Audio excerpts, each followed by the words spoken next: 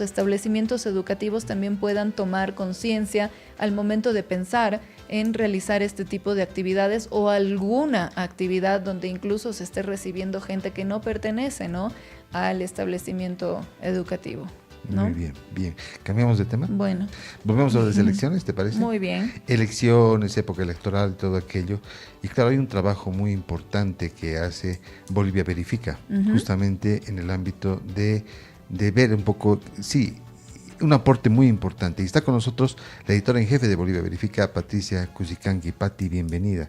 La conozco de años a Pati, un gusto tenerla aquí. Gracias, Marcelo, por la invitación, el gusto es mío. Lorena también. ¿Qué tal? Lorena, ¿cómo estás? Un placer conocerte. Buen día. ¿Tengo que ponerme esto? No hace Sí, falta. si quieres, si gustas. Para estar a tono con Bueno, ustedes. perfecto. Pati, ¿cómo es el trabajo que realiza Bolivia Verifica? Y es muy importante lo que está realizando Bolivia Verifica en época electoral, ¿no? Sí, Marce, en realidad, mira, el trabajo de las verificadoras se ha convertido en un trabajo sustancial, no solamente en Bolivia, sino en todas las democracias del mundo. Hay un fenómeno que se llama infodemia, que es el enorme volumen de información que circula a través del espectro mediático digital, ¿no?, que obviamente es global y del cual Bolivia no es ajeno. Pero además de información en las redes sociales, en las páginas web, en los blogs y también en los medios tradicionales, de hecho el caso del que estaban hablando ustedes es un claro ejemplo de ello, circula también muchísima desinformación. Y hay tres categorías que han desarrollado los académicos y los periodistas que trabajan en el área del fact-checking. La primera es la desinformación no dañina, es decir, aquella que se comparte al influjo, por ejemplo, de una emoción, ¿no? Yo siempre pongo el ejemplo de un adulto mayor que recibe o escucha, digamos, en la fila de la Caja Nacional de Salud, donde está esperando a ser atendido, el dato de que se está terminando la harina, por decirte algo, ¿no? Entonces, de miedo, toma el celular y escribe al grupo de su familia y dice, por favor, compren mucha harina o pancito porque dice que la harina se está acabando, ¿no? Esta persona se convierte en parte de la cadena desinformante, pero no con mala intención, sino que se asusta, se preocupa por las personas que quiere y lanza un mensaje no confirmado. Pero hay otros dos tipos de información que son producidas y compartidas de manera deliberada. La primera es la información totalmente fabricada, que es la disinformation, ¿no? Y esta información, por lo general, es producida y compartida con intereses políticos, económicos, antiderechos, ¿no? O sea, hay una finalidad y hay una intencionalidad detrás de esta información. Y la otra, que es la malinformation, es la información que incluso a veces es más difícil de detectar, que toma una parte de la realidad, es decir, un hecho que sí ha sucedido y lo manipula. Entonces, como es un hecho real y la gente tiene en su imaginario el conocimiento de que esto ha sucedido, cree con mayor facilidad este bulo, ¿no? Entonces, ya te decía, no solo la ciencia, la academia, las ciencias sociales, quiero decir, la academia, sino también medios de comunicación en el mundo, cerca de 200 medios de comunicación en el mundo que tienen el sello de verificación para hacer verificación. Estamos trabajando en contrarrestar estos contenidos porque evidentemente son contenidos que afectan a la calidad de vida y al ejercicio de los derechos humanos de los ciudadanos. Por ejemplo, cuando tú contaminas un proceso electoral con información fabricada, estás vulnerando el derecho de la ciudadanía a recibir información clara, oportuna, veraz y a tomar una decisión en función de esa información. En el ámbito de la salud también ha pasado, por ejemplo, con las vacunas, ¿no? Creo que el mejor ejemplo del impacto que ha tenido la desinformación sobre las vacunas es lo que estamos viviendo en Bolivia. Tenemos en este momento un brote de sarampión y hemos tenido otras enfermedades.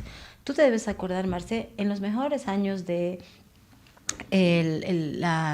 las políticas públicas en salud en Bolivia, Bolivia era el ejemplo de los países de la región con el mejor escudo epidemiológico, ¿no? Estamos hablando más o menos de finales del 1990. Todos los países querían copiar el modelo que habíamos aplicado para saber cómo es que habíamos logrado cerrar todo el escudo ante las enfermedades estas que son propias, digamos, sobre todo de los niños. Y ahora que se ha generado tanto temor en torno a las vacunas a raíz del COVID, tenemos el rebrote de enfermedades que estaban controladas, no eliminadas porque no desaparecen, pero controladas, ¿no? Entonces, ese es el impacto que tiene y por eso la importancia de contrarrestar la desinformación. No es solamente ir contra los chismes o rumores, ¿no? Tiene un impacto en la calidad de vida de la gente. No, definitivamente, definitivamente. ¿No? Ahora, en el tema de la guerra sucia, ¿no recuerdas que días atrás hablábamos con dos personas? Una de ellas nos decía que es imposible que se pueda controlar de dónde viene, por ejemplo, ¿no? La guerra sucia. Tawichi, ¿no? El vocal de Tawichi, exacto. Y un analista, Ricardo Paz, nos decía que sí se puede controlar, que sí se puede saber de dónde viene, siguiendo todo el camino porque son publicidades pagadas, ¿no? Además que citaba a Bolivia Verifica, decía, ellos lo hacen, ¿no? Claro, siguiendo todo ese camino que sí se puede. Entonces ahí nos generó duda, ¿no? Y decíamos, ¿se puede o no se puede verificar? Usted que está en esto, ¿nos podría corroborar si es que sí se puede verificar o no se puede? Es difícil. Se puede hallar de dónde sale. Claro, ¿no? Tal vez una mínima parte, una parte mayor, no claro, sé. porque usted estaba un poco en el ámbito de control electoral, digamos, no se puede o no se puede, ¿no? Claro. Bueno, la verdad es que, para ser francos, algunas cosas sí se pueden detectar y otras no, Lorena. Pasa lo siguiente, los desinformantes, pero además estos que operan de manera estratégica, sistemática, no un meme casual, ¿no? Sino aquellos que realmente generan una estrategia para afectar al contrincante político, por ejemplo, invierten tiempo en formarse, es decir, en saber cómo, no es que van a una escuela, ¿no? Se forman políticamente, ven qué tendencias tecnológicas hay al respecto, o invierten tiempo en este tipo de formación, digamos, entre comillas, invierten dinero porque recurren también a la tecnología y a ciertas aplicaciones, herramientas y recursos que les permite hacer esto. Y obviamente le invierten tiempo en pensar, en planificar cómo va a ser esta batalla. En algunos casos sí es posible detectar, pero en otros no. ¿En cuáles sí y en cuáles no? Es totalmente relativo en realidad. Por ejemplo, nosotros sí habíamos descubierto que había una acción coordinada para atacar en su momento a Jorge Quiroga y Samuel Doria Medina, que parecía venir de grupos que tenían cierta afinidad con Súmate o Manfred Reyes Villa. ¿Por qué y cómo nos hemos dado cuenta? Para empezar, nosotros llenamos una base de datos, entonces sistemáticamente comenzó a saltar la idea de que estábamos verificando bulos o desinformación muy parecida, entonces ya eso es un patrón que nos llamó la atención. Los nombres de las cuentas que desinformaban también eran muy similares, todos tenían el news, Bolivia News, Click News, ¿no? Entonces nos parecía medio raro. Claro, comenzamos a seguir más detalladamente estas cuentas. Es un proceso, toma tiempo esto, porque había que estar viendo qué publicaban. Y nos dimos cuenta que entre los videos que promocionaban, porque no, la desinformación no solamente es pagada, puede no ser pagada también, pero había videos que utilizaban los logos de medios internacionales de comunicación, CNN, Telemundo y la BBC Mundo. Entonces, eran como noticias producidas por esos medios que, por supuesto, no les correspondían a estas cadenas internacionales y que decían, por ejemplo, que en el caso de Jorge Quiroga estaba recibiendo apoyo del gobierno de Putin, del gobierno ruso. O en el caso de Samuel Doria Medina, que estaban recibiendo financiamiento del narcotráfico, ¿no? Entonces, claro, sonaban a noticias y además le pusieron dinero para difundir en Meta, a través de Facebook, estos videos, y tenían alcances de más de 1 millón de personas. Es hartísimo eso, ¿no? Entonces, claro, hemos entrado en la librería de Metas, ha tomado tiempo hacer esta investigación, tenemos una persona, bueno, entre 2 personas han hecho esta investigación, Adriana y Joaquín, que lo han manejado muy bien, porque manejan muy bien las herramientas, y hemos descubierto que eran estas cuentas las que promocionaban esos videos, que no tenían absolutamente nada que ver con los medios internacionales, ¿no? Hemos contactado a esos medios internacionales que han negado la elaboración de estos materiales periodísticos, entre comillas, y finalmente hemos mirado qué tipo de contenidos publicaban estas cuentas, y resulta que había videos a favor de la campaña de Manfred Reyes Villa, ¿no? De hecho, uno de los administradores, porque habían administradores en Bolivia y en México, había compartido en algún momento un mensaje en su perfil de Facebook, un mensaje que decía, este será nuestro próximo presidente, algo así, y compartió un video de Manfred Reyes Villa. Entonces, nosotros podíamos intuir, pero no asegurar al 100% que Súmate, digamos, o el propio Manfred Reyes Villa hubieran podido estar detrás de esto. De hecho, el ex candidato y actual alcalde lo negó cuando le hicieron la consulta. Y es bastante complicado, ¿no? O sea, ¿cómo puede el Tribunal Supremo Electoral decir, sí, ciertamente Manfred Reyes Villa estaba detrás de esto? No tiene cómo probarlo. Y es posible también que él no haya estado detrás de esto. Y que efectivamente hayan sido 2, 10, 15 o 20 personas que hayan querido apoyar su candidatura, vamos a tenerlo así, o sea, pensando bien, digamos, y que ellos hayan puesto su tiempo y su plata para esto. Fue un logro para Bolivia Verifica dar de baja. O sea, nosotros no hemos dado de baja las páginas, pero los administradores las cerraron porque evidentemente comenzó a haber mucho cuestionamiento. Sin embargo, están volviendo a aparecer casi con el mismo perfil, ¿no? News. Entonces, es muy difícil de controlar esto. El fenómeno, digamos, la indignación también duró un tiempo en redes sociales, en medios de comunicación, se fue desinflando como todo proceso informativo y ahora vuelven a aparecer. Entonces, hay casos en los que es posible. Ahora, probablemente si le destinas mucho tiempo, tecnología y gente, probablemente sí puedas detectar todos los casos, pero eso es casi humanamente imposible, o por lo menos para equipos pequeños como los que tenemos en varios países de la región es bien complicado. Nosotros regularmente somos 6 personas y hacemos un montón de trabajo, ¿no? Solo en este tiempo hemos elaborado cerca de 400 verificaciones, es un montón. Además, una verificación toma días u horas, ¿no? Lo mínimo es medio día, pero hay cosas que pueden durar 3 días, ¿no? De hecho, estamos en una que ya nos lleva 3 días, por ejemplo. Y en este momento hemos recibido un refuerzo de parte de la Fundación para el Periodismo con 2 personas más para hacer el trabajo en tiempo electoral. Y 3 en realidad con alguien que trabaje también en redes, porque es muy importante esto. Puedes verificar todo, pero si tú no consigues una buena estrategia para llegar a través de las redes o de los medios, que esto, por ejemplo, el estar aquí para mí es importante porque ustedes nos permiten amplificar nuestro trabajo. Si no conseguimos que lo que hacemos se difunda, no tiene sentido ese trabajo, ¿no? Se va a quedar para 5 personas y la desinformación o el bulo, la mentira está llegando a miles, ¿no? Entonces, es sumamente importante tener aliados y estrategias para hacer que lo que verificamos se difunda masivamente. Cuente con nosotros, definitivamente. Ahora, Gracias, dentro de eso, Pati, ¿cuál es por ejemplo, cómo ha sido el movimiento que hubo en los últimos días? Porque lamentablemente esa es la preocupación, ¿no? Entre los días previos al 17 de agosto, cuando hubo silencio electoral, ha sido una época nefasta, creo, terrible, porque en ese tiempo se han generado una cantidad de noticias falsas, de este tipo de cosas. ¿Cómo ha sido ese tiempo? Mira,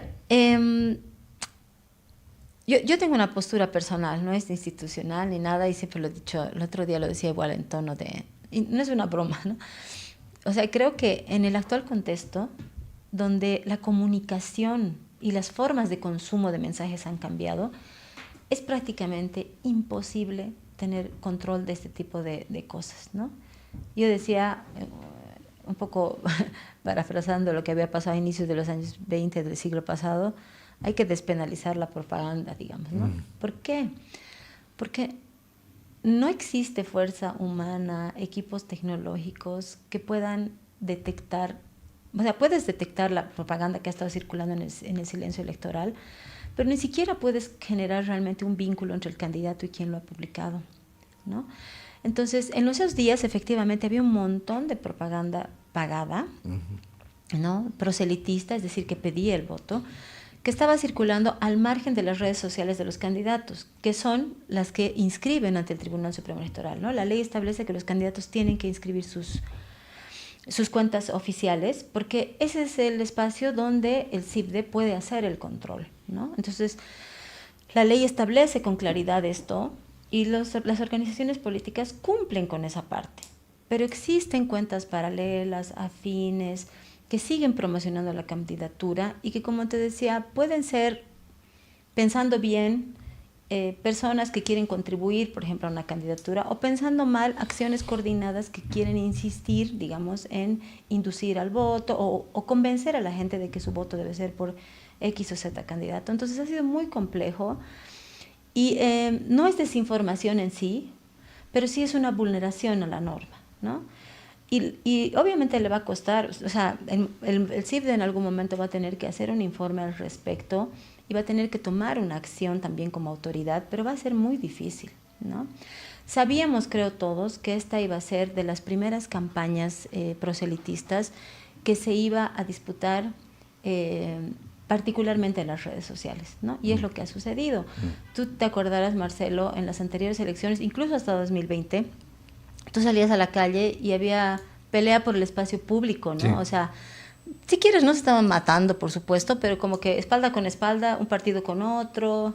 Sí. Ya. Y la verdad es que yo lo disfruto mucho, porque creo que ese tipo de proselitismo también te demuestra que hay democracia. Esa En es las parte pues, de plazas, la ¿no? democracia. Mitad claro. de uno, mitad del otro. Exacto. ¿Sí?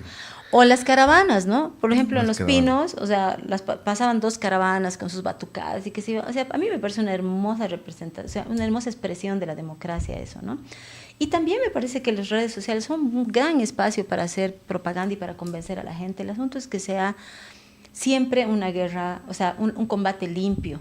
Y la guerra sucia no es nueva, ¿no? O sea, así como existe desinformación desde el inicio de la historia de la humanidad, también hay guerra sucia en las campañas proselitistas desde que hay elecciones seguramente, ¿no? Entonces, son las formas y aquí hay que apelar mucho a la honestidad y la responsabilidad de las organizaciones políticas con el pueblo, ¿no? O sea,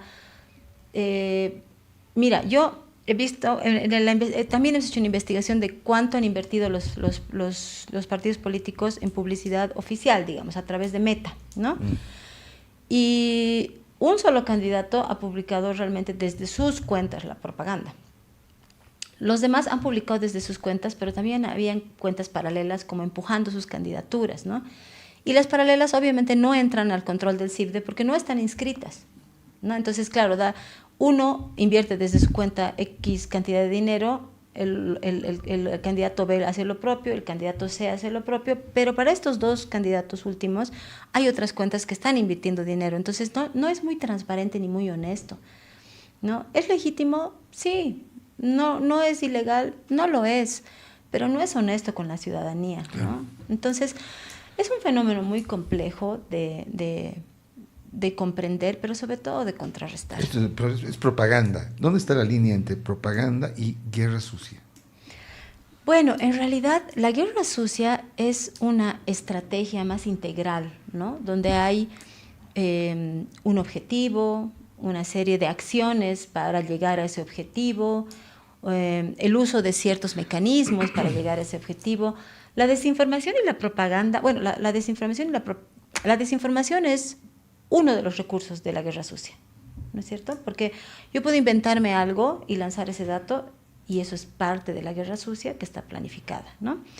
Por ejemplo, el otro día justo debatíamos con unos colegas en Santa Cruz en unos talleres que hemos dado. Si yo saco algo del pasado de este candidato que es cierto, ¿es guerra sucia? Me preguntaba. Y yo les preguntaba, si la intencionalidad es afectar al candidato, ¿es guerra sucia? Y entonces, sí. Parece que sí, la respuesta es casi obvia, ¿no es cierto? Sí. Entonces, por ejemplo, y salió el ejemplo de Jorge Quiroga. Jorge Quiroga fue candidato a la vicepresidencia y terminó heredando el gobierno de un expresidente que había tenido un pasado negro, digamos, de una dictadura, como en el caso de Banzer. Y yo decía, pues bueno, Jorge Quiroga tiene que asumir la responsabilidad de eso, pero también no se puede negar que finalmente Banzer llegó al gobierno por voto y la gente así lo quiso, ¿no? Entonces, es un tema de discusión, de debate bastante interesante, ¿no? Y el sacar eso, por ejemplo, sí puede entenderse como guerra sucia, pero en los hechos no es una mentira, o sea, ¿no? Y lo propio con los demás candidatos. Por ejemplo, circuló también un bulo, bueno, en realidad un contenido, quiero decir, en sentido de que había una vinculación entre Rodrigo Paz y Jaime Paz, que tenía vínculos por el caso narcovínculos, digamos, ¿no? Entonces, son cosas del pasado que ciertamente no le corresponden directamente a una persona, pero yo creo que reflotan en este momento porque hay una intencionalidad. Pero obviamente lo que yo pienso, porque eso no es parte, digamos, directamente del trabajo que hemos hecho, no es la verdad absoluta. Y ahí entran varios aspectos en reflexión, se puede debatir, y creo que es importante hablar de estas cosas precisamente porque no hay verdades absolutas, ¿no? Ahora, perdón, Marce, Sí. yo siempre digo, ¿no? No tienes que creer todo lo que ves o lo que escuchas, ¿no? En las redes sociales, porque no todo es cierto y no sabes qué es cierto y qué no. Entonces, ¿cómo la gente puede incluso identificar una noticia verdadera, una noticia falsa, cuentas además, ¿no? Que sean falsas, porque creo que del 100% la mitad o tal vez más son cuentas falsas, ¿no? Con información que te hace confundir, información errónea. ¿Cómo se puede llegar a identificar? Creo que has dicho algo muy sabio y es algo que nos enseñan cuando estamos en la universidad y vamos a hacer periodismo. Y la calle también nos los enseña, ¿no? Un buen periodista duda de todo. Yo creo que hoy, en los tiempos de desinformación y de infodemia, un ciudadano responsable con sus actos tiene que dudar de todo. Es mejor dudar a caer en una mentira que luego termine afectando tu calidad de vida. Una norma, una norma del periodismo es, ustedes lo saben, ¿no? Si tu mamá te dice que te ama, compruébalo primero, ¿no? Ahora hay que ampliarlo, ¿no? Exacto, o sea, ni siquiera un mensaje que viene de alguien en que tú confías puede necesariamente ser verdadero. Y como decíamos al inicio, no necesariamente porque se transmite con mala intención, ¿no? En periodismo igual dicen, dice que está lloviendo, pues sale a la ventana, saca tu mano y verifica si efectivamente está lloviendo, ¿no? Entonces creo que eso, que antes, digamos, era vamos a decir hoy, privilegio de los medios de comunicación, debería convertirse en una máxima de cualquier persona, ¿no? O sea, debemos tratar en lo posible de comprobar un dato. Y si no es posible hacerlo, porque obviamente no tenemos todas las herramientas para hacerlo, no lo compartas, ¿no? Hasta estar seguro desde que... ¿Qué aconsejarías a la gente que nos está escuchando? ¿Cómo compruebo? O sea, efectivamente me llega una cosa que está en las redes, ¿no? O sea, ¿cómo confirmo eso que me ha llegado? Lo primero es que si te genera algún tipo de emoción, ahí es mejor ponerle un freno, ¿no? Es decir, a ver, es legítimo que todos tengamos una inclinación política, ideológica, creencias religiosas, ¿no? Equipos de fútbol favoritos, todo es legítimo, legal, o sea, ahí no hay discusión. Si yo tengo simpatía por un candidato y me dicen algo medio feo o raro de él, yo dudaría y diría, ay, claro, porque esto dicen de mi candidato, digamos, ¿no? Entonces, a ver, ¿será cierto? Lo primero es que te genera una emoción, ¿no? El 2019, por ejemplo, ha circulado muchísima desinformación en los teléfonos móviles a través de WhatsApp. Se recordarán los audios, etc. Y los audios por lo general generaban zozobra, ¿no? Porque era vecinos, están bajando, están viniendo y no sé qué. En todo La Paz y en todo el Alto ha sido, en toda Bolivia en realidad, sobre todo La Paz, Cochabamba, Santa Cruz y el Alto. Entonces, mucho de esa información era real, pero un montón también era falsa. O sea, no había tal, ¿no es cierto? Pero nos ha generado una emoción, ¿no? Miedo, zozobra, angustia. Si algo en la etapa electoral te genera lo mismo, o duda, o un sentimiento de ira incluso, porque son emociones, mejor no lo compartas. Ya esa es la primera, la emoción. Lo segundo, puedes hacer una búsqueda simple en Google o en cualquier buscador, ¿no? Vamos a decir, por ejemplo, fulano de tal traficó con tal cosa, por decirte. Entonces vas a Google y pones palabras claves. Eso, fulano de tal, tráfico de tal cosa.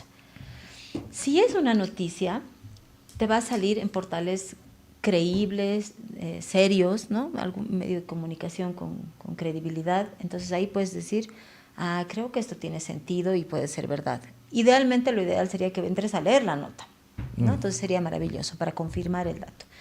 Pero por lo menos una simple búsqueda te ayuda. Luego, cuando recibas el contenido, tienes que mirarlo, escucharlo, leerlo con mucho detenimiento. Todos consumimos información de manera muy superficial, ¿no?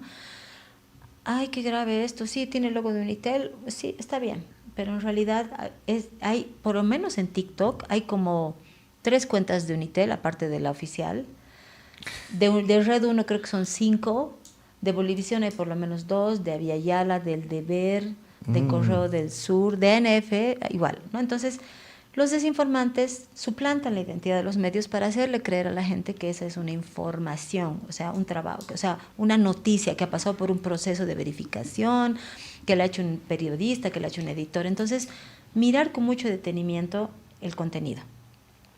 Las letras parecen medio alteradas a veces, ¿no? Entonces, es que raro, esta letra no es la tipografía que utiliza este medio. Yo sé que estoy hilando muy fino, pero son cosas que deberíamos hacer, ¿no? O es imposible que un medio de comunicación informe esto, por ejemplo, ¿no?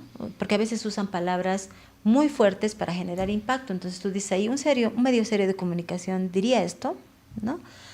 Y en el caso de videos y audios, que ahora hay mucho uso de inteligencia artificial, ahí sí que hay que poner todos los sentidos alertas, ¿no? La inteligencia artificial, como siempre dicen, es cada vez más inteligente y es casi perfecta ahora.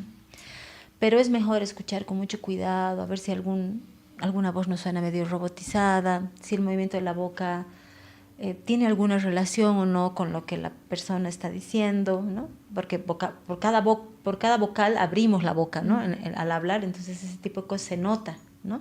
En esta sincronización de audio y movimiento de boca. Y esas cosas son muy importantes, ¿no? Y otra cosa, ¿quién te manda ese contenido?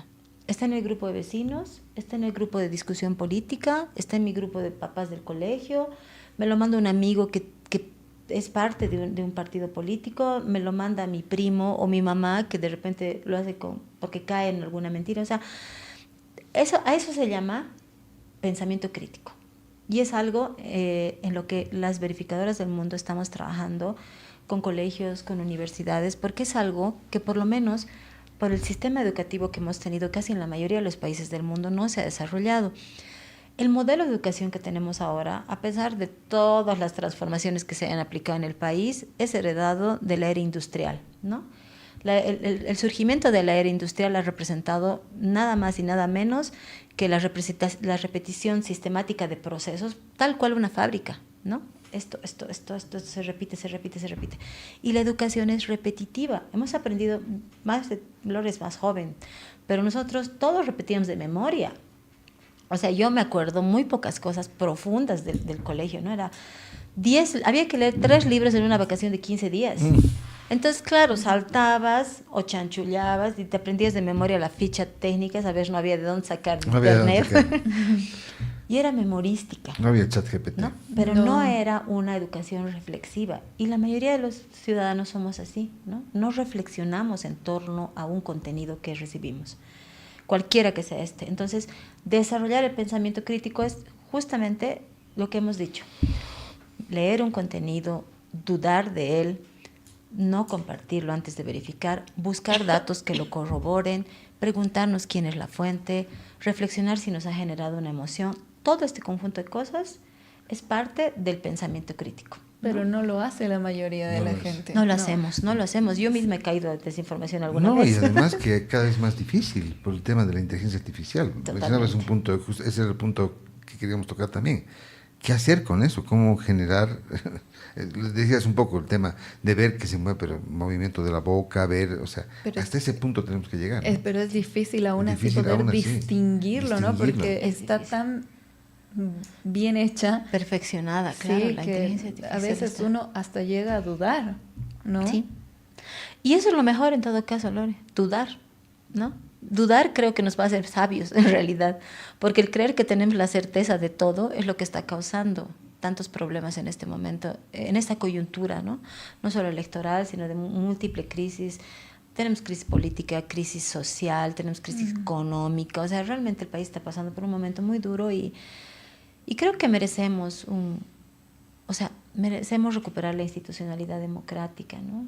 O sea, el país lo merece, el pueblo tiene que hacer un esfuerzo por eso y las organizaciones políticas también tienen que hacer un esfuerzo para eso. O sea, al final la guerra sucia depende de ellos. Definitivamente. ¿No? O sea, el frenarla, quiero decir, ¿no?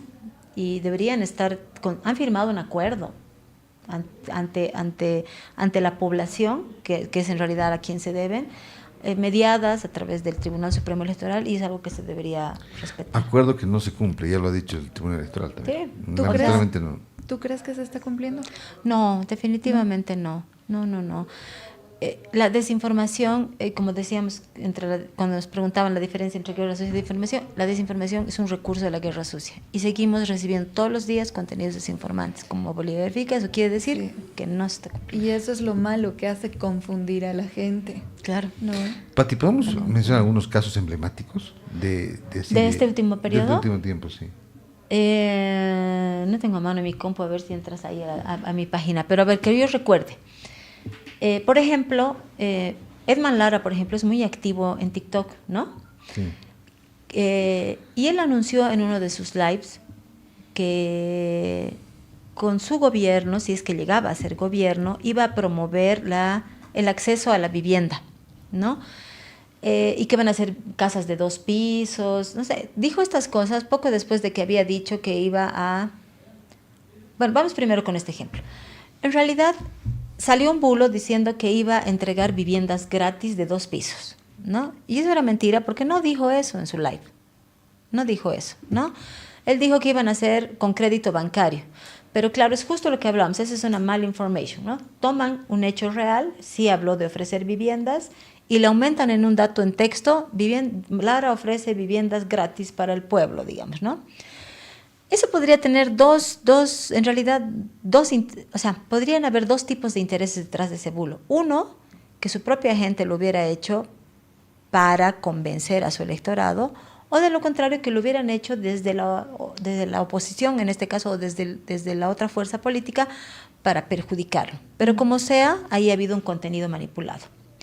Otro dato, por ejemplo, en el caso de Jorge Quiroga, y vamos a ir así poniendo para ser más equilibrados. Salió un video diciendo que Jorge Quiroga iba a cortar todos los bonos sociales que recibía la ciudadanía, ¿no? Se estaba refiriendo a la renta de dignidad y otros bonos.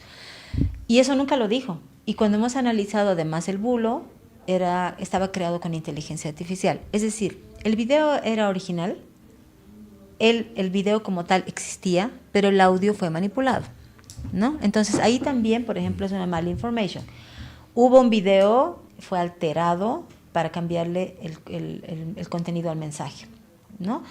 Después, volviendo al caso, por ejemplo, de Paz. Esto es súper interesante. Claro, porque Lara salió a... Ustedes saben que salió a decir que en realidad quien iba a tener el poder en el legislativo iba a ser él y que Rodrigo va a tener que obedecerle, menos palabras, ¿no? Entonces, justo horas después, un día creo, se llevó a cabo este encuentro por la democracia en Santa Cruz, al que convocó el Tribunal Supremo Electoral, y al término de la reunión los medios entrevistaron a Rodrigo Paz al respecto,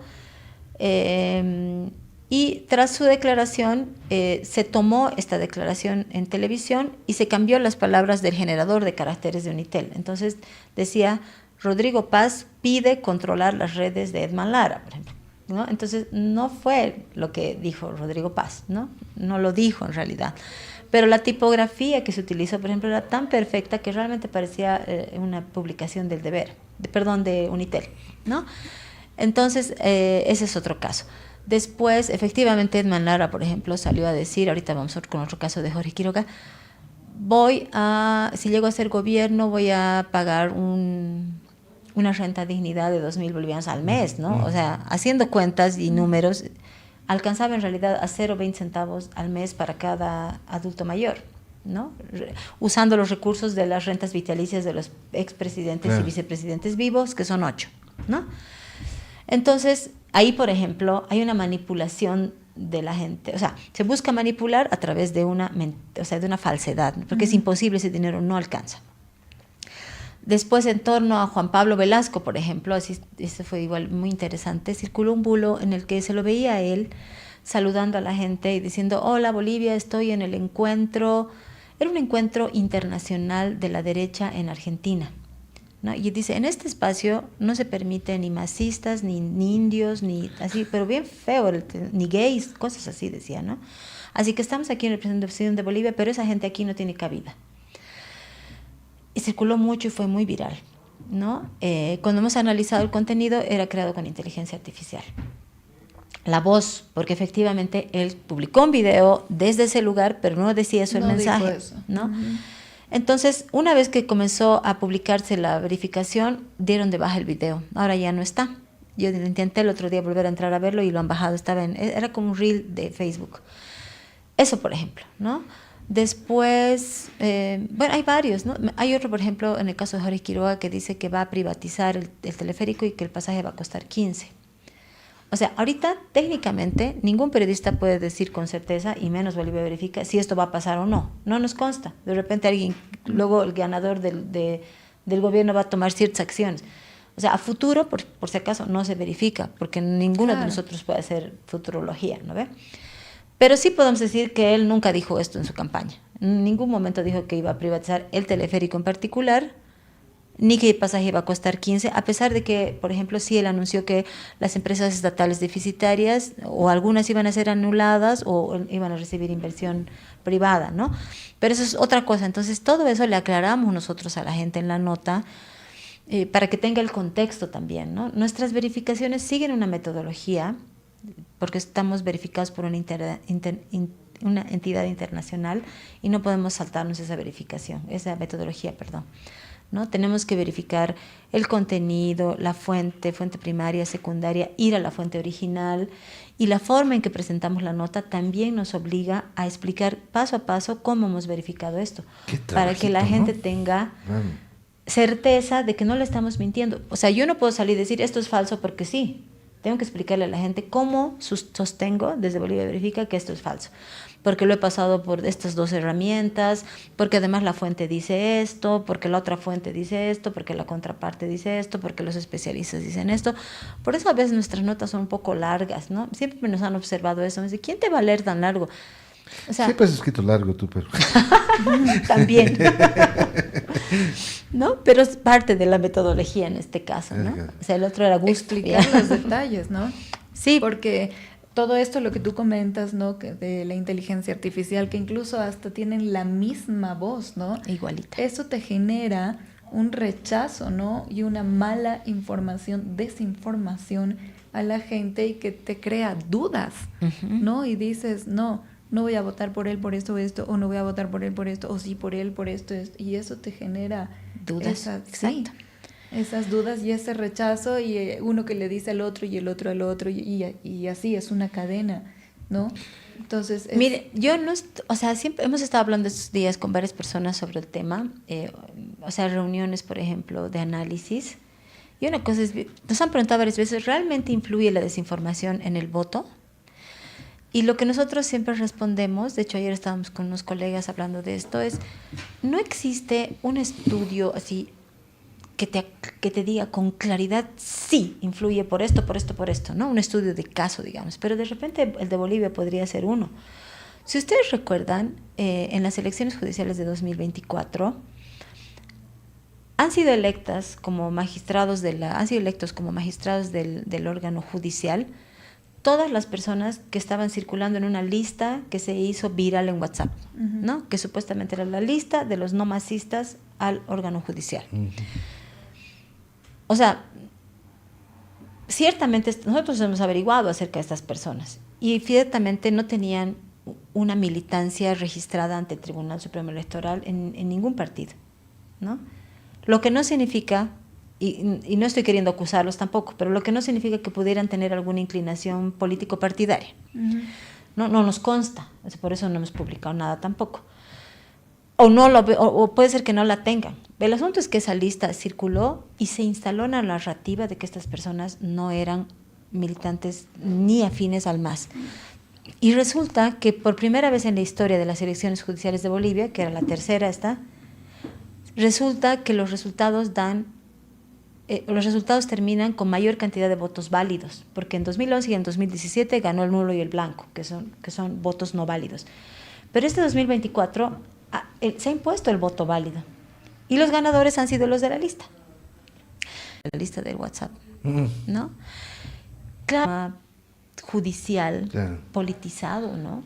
Entonces, si viene alguien y te dicen, estos son la esperanza porque no tienen filiación político-partidaria, tú dices, por favor, de una vez, ¿no? O sea, la gente se ha cansado, ciertamente. Esto no es simplemente un complot en contra de alguien. La gente se ha cansado de un proceso de abusos, de excesos, de totalitarismo, y quería un cambio. Entonces, por eso decía que este caso es digno de estudio, ¿no? Y tal vez alguna universidad, me encantaría a nosotros desde Bolivia Verifica hacerlo, más que una tesis, una investigación más profunda incluso, ¿no? Y resulta que estas personas han salido electas y hemos dado la vuelta al voto no válido en esta elección. Entonces, sí, por ese lado puede generar dudas y puede que influya. Ahora hay otro fenómeno en Bolivia que también hay que analizar. ¿Puede influir la desinformación en el voto? Sí, es probable. Pero también somos una sociedad, y en el mundo estamos así, altamente polarizados, O sea, los unos contra los otros. Y eso es porque a los políticos les interesa mantenernos así. Porque cuando tienes un pueblo dividido es más fácil controlarlo, ¿no ve? Influyes en el pueblo, o sea, en la comunidad a la que quieres llegar. Entonces, en momentos de alta polarización, la desinformación, más que influir en tu cambio, digamos, para decidir tu voto, sirve para reafirmar tus ideas y mantenerte del lado en el que estás. O sea, eso se llama el sesgo de confirmación, ¿no? Yo creo en esto, y si este mensaje que me ha llegado al Facebook dice eso, me termina de convencer que mi creencia es real. Entonces le doy like y lo comparto, ¿no? En momentos polarizados la desinformación sirve sobre todo y más para seguir profundizando la polarización, porque yo soy una convencida de que ese es el modelo de gobierno que quiero, por ejemplo, ¿no? Entonces, por eso es tan peligrosa la desinformación y es importante hablar al respecto, reflexionar al respecto. En la medida en que no queramos abrir los ojos y mirar al de lado, yo no sé por quién vas a votar, Marce, o tú, Lore, y me gustaría escuchar tus argumentos, ¿no? Decir, a ver, yo quiero votar por la razón A, B, C. Y tal vez ahí yo pueda abrir mi mente y decir, oye, qué interesante, nunca lo había visto desde tu perspectiva. Creo que tienes razón, es posible. Pero además, desde perspectivas distintas, desde gente con menos acceso a la tecnología y gente que tiene más acceso. Es fácil decir desde la comodidad de tu espacio, yo no tengo problemas con esto porque, claro, si eres de cierta clase, accedes a... Por ejemplo, en la pandemia, hemos conocido gente que tenía un teléfono en casa para 4 niños. Yo le pregunté una vez a una señora que conozco y que quiero mucho, y le digo, ¿y están pasando clases tus hijitas? 4 niñas, mujeres. Y me dice, su hijita me dice, yo solo entraba a una clase. Yo, ¿cómo a una clase? Si es que nos prestamos el teléfono con mis hermanos y me decían, o una clase de religión. O sea, imagínate el perjuicio, cómo la pandemia ha ampliado las brechas, ¿no? Entonces, la realidad de unos no es la realidad de otros. O el hecho de que tú vivas en cierta región o tengas trabajo y seas profesional no te convierte en enemigo del otro. Y eso no estamos dialogando, ¿no? No. Pati, boliviaverifica.bo, esa es la página, ¿no sé para qué podemos hacer? Sí, ¿verdad? y tenemos hay una una más, cosa, la gemela. Análisis de discurso Sí. y análisis de odio. Eso podemos explicar brevemente. Sí. Son 2 páginas, Marcelo. Análisis de discurso, por ejemplo, no es cierto que él es gobernador de Potosí, está detenido porque tal Evo presidente. Esto en un discurso. Ya, te voy a contar, sí, ahorita. Y el tema de 5 mujeres candidatas se enfrentan al acoso. Ya, para ir rapidito, boliviaverifica.bo y Bolivia Verifica Elecciones.bo. Ah, que son 2, sí. Son gemelas. En Bolivia Verifica Elecciones solo hay material relacionado con el proceso electoral y en Bolivia Verifica está todo, ¿no? O sea, no es que no está ahí el proceso electoral, pero igual tienen todos los contenidos ahí. La ventaja, digamos, o el plus, quiero decir, de Bolivia Verifica Elecciones es que hay mucho más análisis y contenidos que creo que pueden ser interesantes para esta época. Análisis de discurso. Cuando verificamos algo, lo llamamos nosotros verificaciones simples, ¿no? Es una jerga que hemos instalado en Bolivia Verifica. Es cualquier contenido que circula en redes sociales que viene de una cuenta anónima, ¿ya? Pero el análisis de discurso es analizar los mensajes que transmiten desde el espacio público los políticos, las autoridades, la gente que genera influencia. Es decir, una cosa es que lo diga la cuenta pantalonescortos.org, que no es nada, o no sabemos de quién es, y otra cosa es que lo diga un candidato a la presidencia o a la vicepresidencia, ¿no? O que lo diga un analista, o que lo diga una autoridad local o departamental o nacional. Esa es la diferencia del discurso público, ¿no? El análisis de discurso. Y cuando decimos público, puede ser todos los espacios por donde la información circula. Plazas, mitines, parques, redes sociales, tu blog, tu cuenta en TikTok, en Instagram, lo que fuera. El ejemplo que has puesto de Evo Morales dice, no es cierto que... claro, lo que pasa es que, el expresidente Evo Morales en Radio Causachum Coca, en su programa de los domingos de Evo Pueblo, si no me equivoco así se llama, dijo que el exgobernador de Potosí, sí, a ver si me dices con el nombre, Johnny, creo que es. Johnny Mamani, sí. Johnny Mamani. Sí, estaba preso por haber gritado Evo presidente.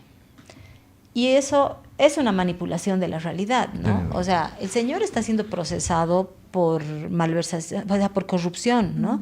por haber Utilizado gestionado bienes del Estado. claro, o sea, usó dinero del Estado para comprar unas ambulancias que no eran, 61 ambulancias que nunca llegaron, creo. No quiero meter la pata ahí, no me acuerdo mucho el tema, pero el asunto es que hay un proceso 41 ambulancias. 41 ambulancias, un proceso penal seguido por la Fiscalía Departamental de Potosí. Entonces no es que está en la cárcel por haber gritado Evo presidente, ¿no? Y además porque además dos procesos son las ambulancias y la compra de antígenos para las pruebas de COVID. Entonces, seguramente el señor ha gritado Evo presidente, ya ni me acuerdo la verdad, pero decir eso a la gente, por ejemplo, es manipular sus emociones, ¿no? Es como decirle a la gente, ¿sabes? Si tú me defiendes en un espacio público, corres el riesgo de ser apresado porque hay una persecución política en mi contra. Ese es un poco el mensaje que quería transmitir el expresidente. Y eso es falso. O sea, es falso el hecho de que esté Mamani preso por ese sentido. Entonces, por eso es que hacemos ese tipo de análisis, por ejemplo. Porque la gente tiene que saber la verdad que hay detrás acerca de este comentario, ¿no? Y lamentablemente sí hubo un tiempo en Bolivia en el que por gritar tu pensamiento o por comentar tu pensamiento eras víctima de persecución, cosa que no debería pasar. Y ese es otro tema de debate, la libertad de expresión y las redes sociales. ¿Cuál es el límite? Eso daría para otra charla más larga. Vamos a hacer una segunda parte. Y discurso de odio, me preguntabas. Sí. Bueno, como les decía, la polarización y el discurso de odio son dos de las características más comunes y afines a la desinformación. Todo lo que está fundado en prejuicios y estereotipos está fundado en mentiras, ¿no? El camba es tal cosa, el colla es tal cosa, ¿no? El alteño es tal cosa, el sureño de La Paz es tal cosa. O sea, todos estos prejuicios que se han ido construyendo, ciertamente hay que reconocer a raíz de las profundas diferencias que generan las clases sociales, porque no podemos negar que Bolivia ha sido un país extremadamente racista y clasista en su momento. Creo que todavía hay resabios de eso, sin duda, pero también creo que hay mayor conciencia de luchar contra eso.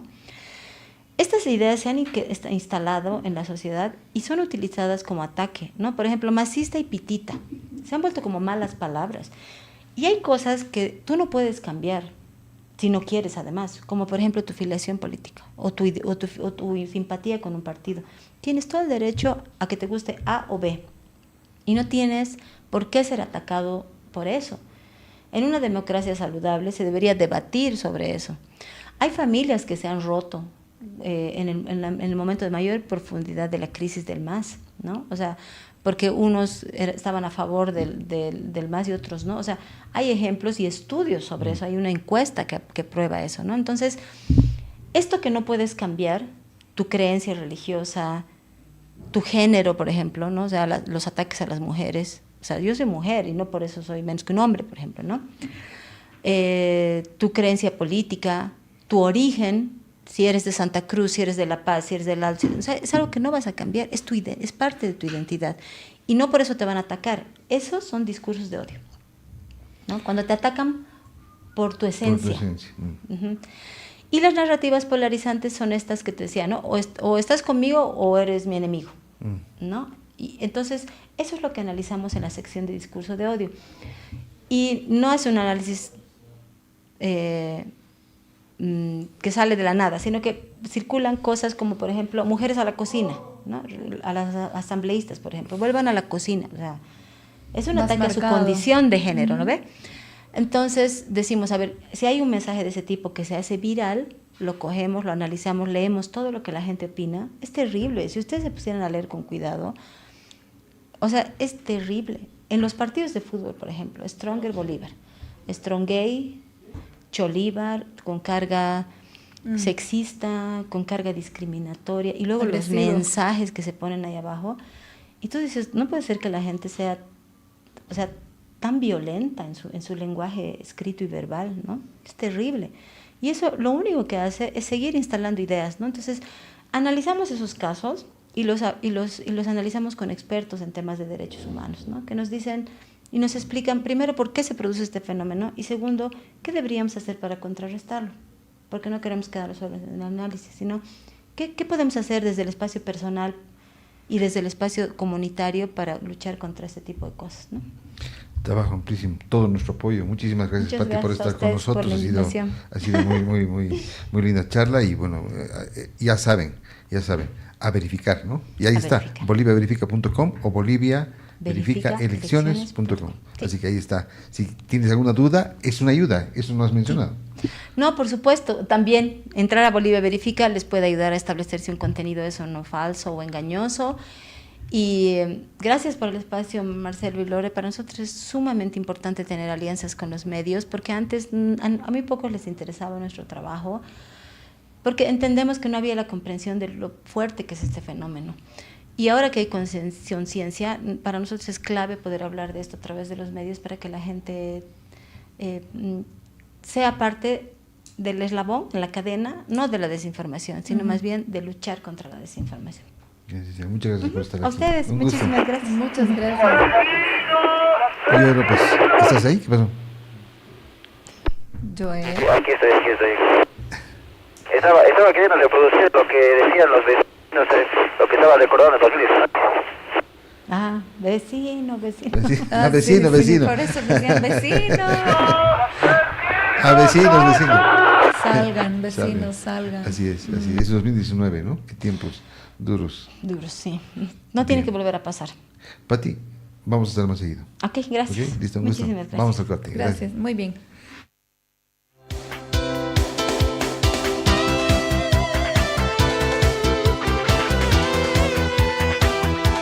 Ahora en Monumental.